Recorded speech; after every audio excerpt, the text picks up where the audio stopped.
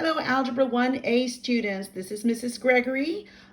These are your notes for Lesson 33, starting on page 204. All right, we will be working today finding probability of independent and dependent events. We're also going to talk very briefly about a term called odds, which is in this probability world, but it's a little bit different, so pay attention. And I'm going to go ahead and get started. Your book, if you have your book with you, starts off.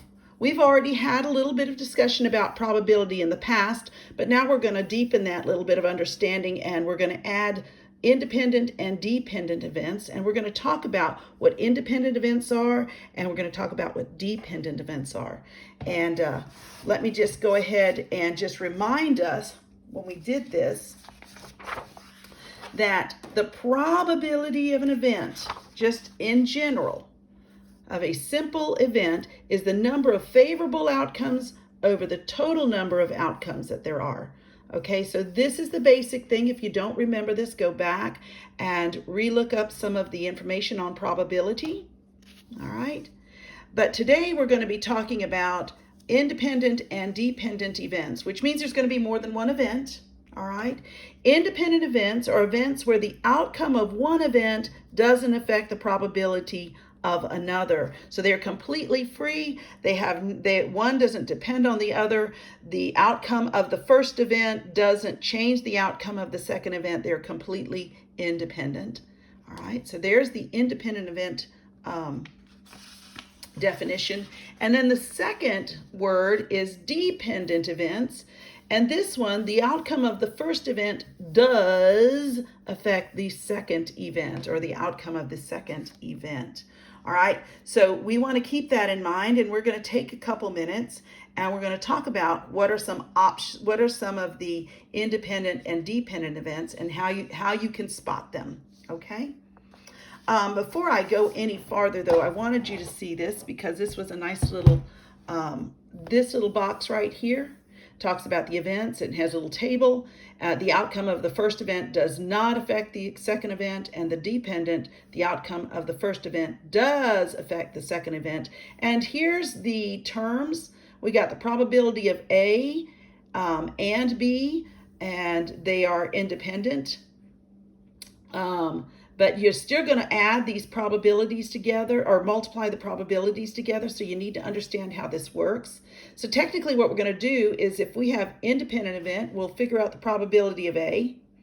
Then we'll multiply it to the probability of B to find out what the probability of the two events happening what's the probability of two events happening. And then the same thing, we're pretty much going to do the same thing, except for you got to understand that probability B may change, and you got to look at the new conditions that we have. So let's talk about what that means, and let's go ahead and talk about identifying which events, and they gave us 4 of them here. I had a chance to rewrite them. And so the only thing we need to do with example 1 is to identify whether it's an independent or a dependent event. And I went ahead and rewrote them. Let me go ahead and take the book out from under. And it says, all right, if you look at it, it says, what is it, independent or dependent? And here's number 1, we're rolling a 6 on a number cube. And then we're rolling a 4 on another cube. And we're supposed to determine, are these independent events? And I'm going to look at that. I'm going to say, well, me rolling a 6 on a die does not really change anything about the fact, all right, the idea, the probability of rolling a 6 is still out of a cube, which is, remember, we have a 1 to 6, right? So the probability of getting a 6 is equal to 1. There's only 1 6 over 6 outcomes. All right, and then the second probability, by the way, is going to be, what's the probability of getting a 4 on a completely different one, on a completely different cube? Again, it's 1 to 6, and it's also going to be 1 to 6. It does not change.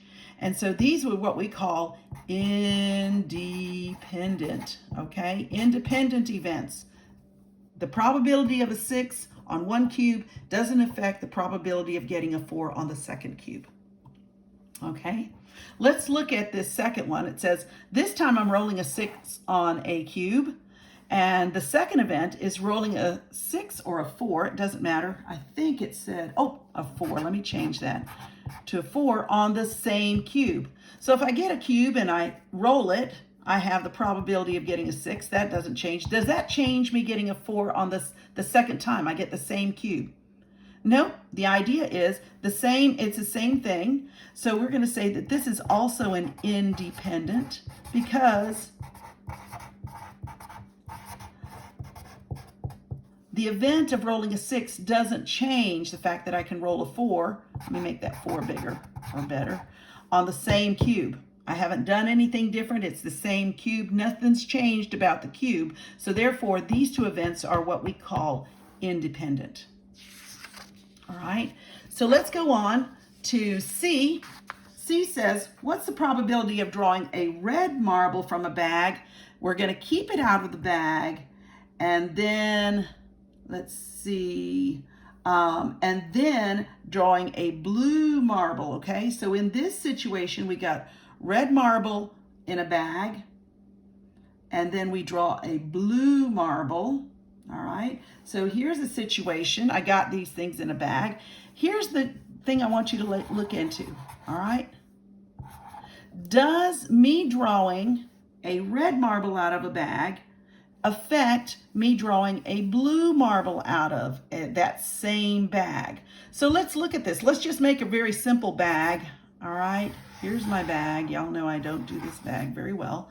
And I've got 2 red marbles. I'm just going to put 2 reds and I'm going to put 2 blues. All right, so when I look, what's the probability of getting a red marble? So the probability the first time of getting a red marble is equal to, we have 4 marbles, correct? I have 2 reds out of 4 total. All right, but the thing is, I got that one. That's the probability 1/2 in this case for the red marble. Now I say, well, I'm going to keep that red marble. I'm going to take that out of the picture now. Do you see that now I've changed the circumstances? So now for me to get the probability of a blue marble, right?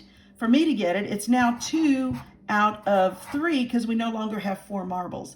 So yes, this situation changed from this one. And the big clue here is we kept the marble out of the bag. Had we put it back in, it wouldn't have changed the original circumstances. But now we don't have the same number of marbles. So because of this situation, we would say this is a dependent events.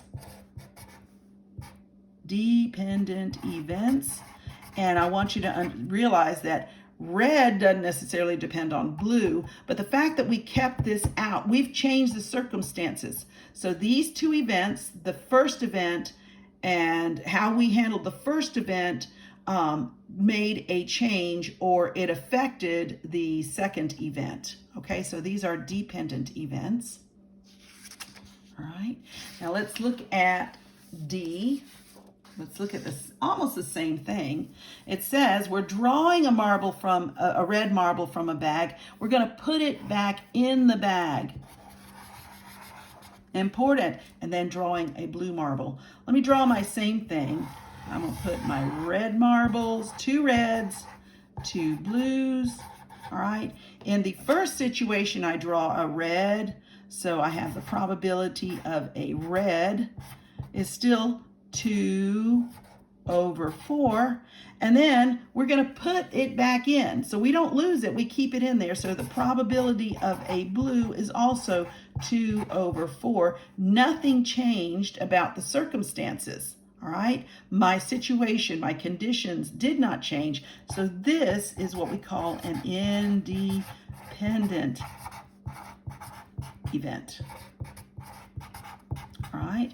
You might have to look at a couple more to see how that works. But right now, that's hopefully I've explained it well enough for you to get that. Okay. And I'm going to go ahead and move on to example number 2. Example number 2 requires that it says a coin is flipped twice. It says make a tree diagram showing all possible outcomes.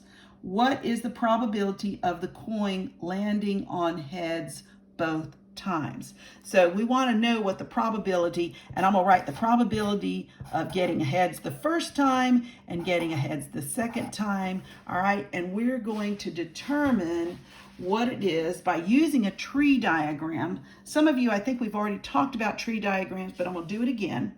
So the first coin flip, all right, so the first coin flip, we have two options, heads or tails. And the second coin flip, and it could be the same coin, we still have heads or tails, all right? So I'm going to use this to find out what my outcomes.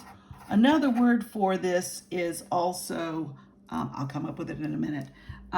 So the first time we have heads, and we flip the coin heads the first time, and the second time, the second coin I flip could be a head or it could be a tail. All right, so my outcome, all right, is heads, heads, or heads, tails. All right. Other words, oh, sample space. All right, that's the list. We're going to have a list of all possible outcomes for these two events. The second, I could take that first coin and I might get a tail again. And if I do it the second time, I might get a heads here or I might get a tails here. And then when I list that out, I have a tails head and then I have a tails tails, okay? This is called my sample space, or all, which is a list of all my possible outcomes. Then what I'm going to do is determine what's the possibility of getting heads twice. All right, so we use this tree, and I'm going to tell you I have 4 outcomes. So the probability of heads, comma, heads, I have a total of 4 outcomes, but only one of them is heads, heads. All right, which by the way becomes 25% for those of you who need to know. All right. Okay, so there's that one. That's if we used a tree diagram. This is a tree diagram, and we have 2 separate events. All right. Let's go on to example 3, and let's talk about 2 events. Yeah, let's go ahead and do that. Let's go on to example number 3, where it says we're going to calculate, here's the basics of it. It says Natalia has 2 squares and 3 circles in a bag. Okay, so she has 2 squares and 3 circles in a bag. It says find the probability of drawing a circle, keeping it, and then drawing another circle.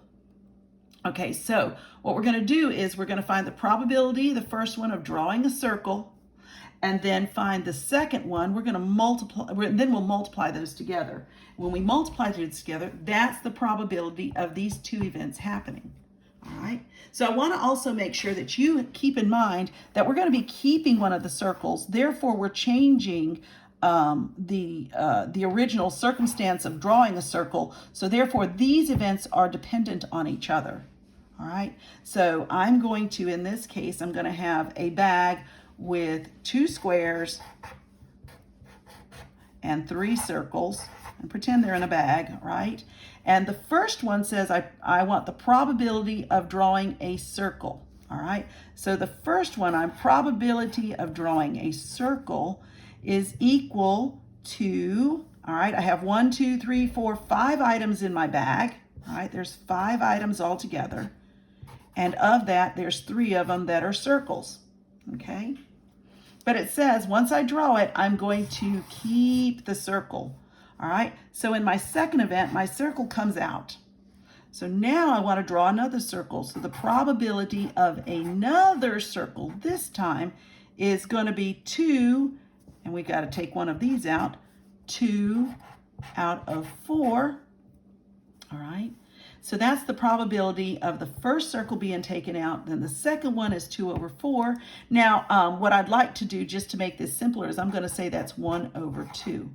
Now, to find the probability of both events, I will multiply them. Multiply these two events. So it'll be 3/5 times 1/2. I'll end up with 3 over 10. There's a 3 in 10 chance that I will draw a circle the first time, take the circle out, and draw a second circle, okay? Or you could say a 30% chance. Some of you remember that. All right. Now let's look at this same situation, all right? So this is a dependent situation, all right?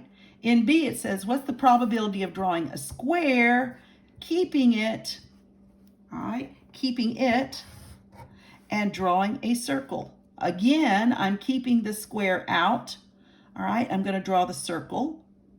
And I'm going to say, because we're taking the circle out, we're changing the circumstances, all right? So therefore, these two events, event number 1 and event number 2, are what we call dependent events. Let me go ahead and draw my square, square, circle, circle, circle, and these are all in my bag. The first time when I draw a square, the probability of a square, by the way, is equal to 2 in 5. All right, then we're going to keep that square, pull that square out, no longer there. All right, then I'm going to say, oh, well, what's the probability now of getting a circle? All right, and so now since we drew that out, this now is 4 the second time around. My circumstances has changed, so this becomes 3 in 4. Now to find the probability of both events, we will multiply them. All right, and when I'm done, I will find that I end up with a 6 out of 20 chances, but this can reduce to 3 out of 10. All right, so, or 30%, by the way. But that's how you determine those. You're going to multiply these two events, but remember they change, and you got to keep this in consideration. All right. Okay, so let me go on. We got one more situation here I want to talk about, and that's where they start talking about a term called odds. Now, odds are a little different than saying probability, okay? And odds, this is a very short mention. There's one example on it, but I'm sure that we will get more directly into it. What it says, what odds are, it's a ratio that expresses the likelihood of an event, all right? And if you read this little definition that's given in your book, which I kind of like it, but it's kind of what I just kind of summarized it here, all right? I'm going to go ahead and put it here so you'll see it.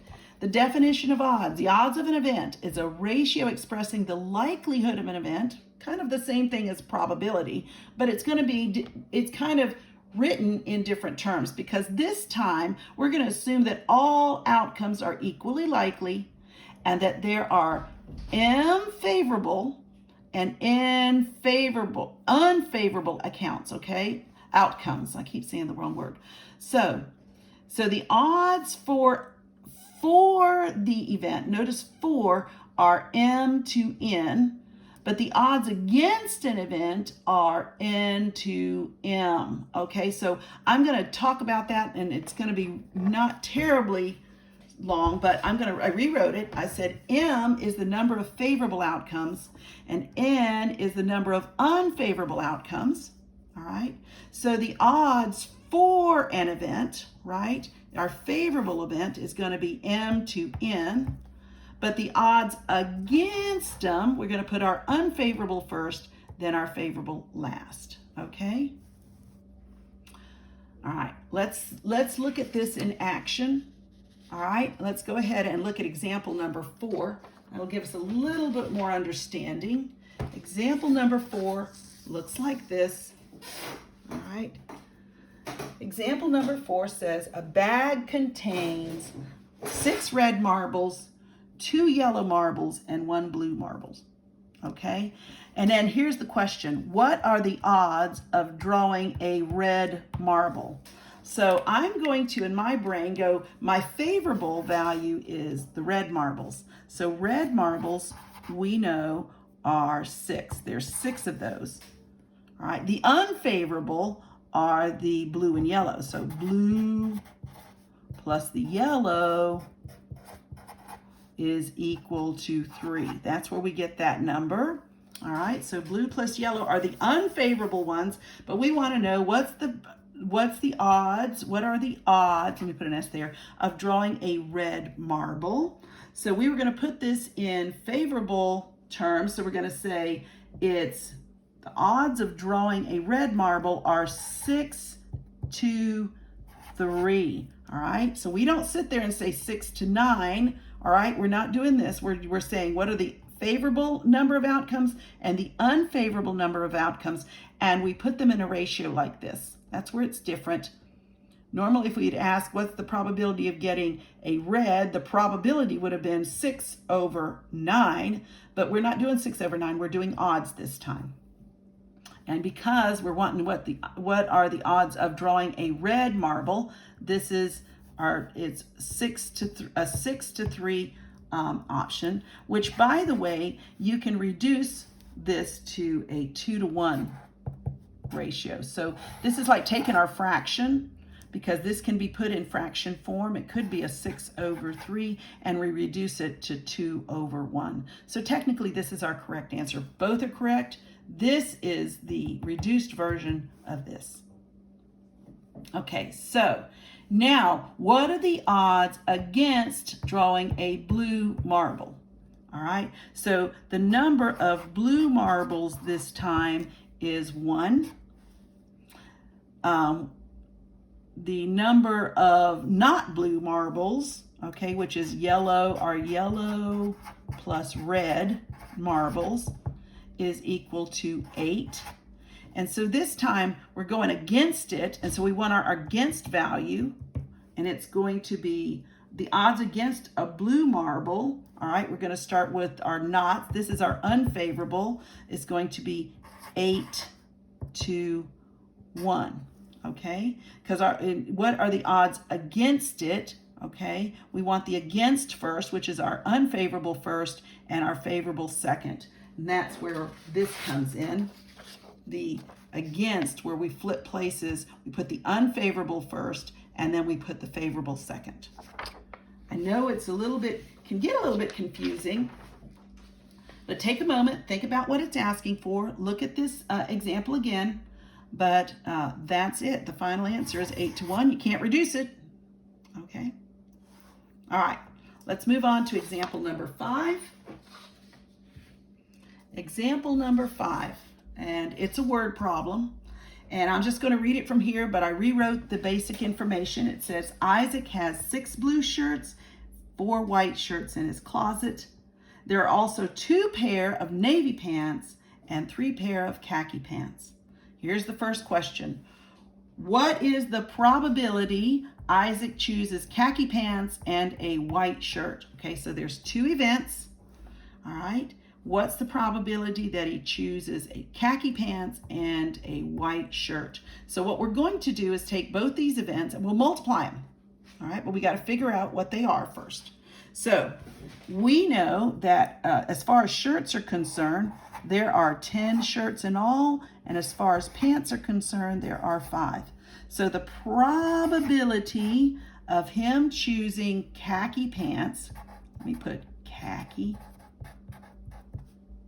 pants, is there's 3 khakis and 5 total pair of pants. All right, what's the probability of choosing a white shirt? Let me put white shirt. The probability of white shirt in basic is 4 out of 10 total, because there's 10 shirts total. 4 of them are white. All right, this one can be reduced to 2 over 5. All right, so to find what this is, to find the probability of these 2 events, we're going to multiply them. So 3 over 5 times 2 over 5 gives me a 6 over 25. And I believe but that's all we can do because we can't reduce that. It's not terribly difficult when you're determining more than one event. You're going to multiply them, but you got to consider, you got to find out both the probabilities of each event independently, and then you multiply them. All right, let's go to B, and I'm going to leave that there. All right, and then it says here's the deal now. Now we've taken the khaki pants and the white shirt, we put them in the laundry, so we no longer have one of these khaki pants, so this goes down to 2, and we used one of the white shirts, that goes to a 3, and now our number is 9, and this number here is 4. All right, now with our new numbers, what is the probability he will choose khaki pants and a white shirt the next day? All right, so let's look at the probability of the khaki pants. And notice that these events of A and B, are dependent on each other because the circumstances have changed. All right, and so therefore khaki pants now is 2 out of 4 total choices of pants.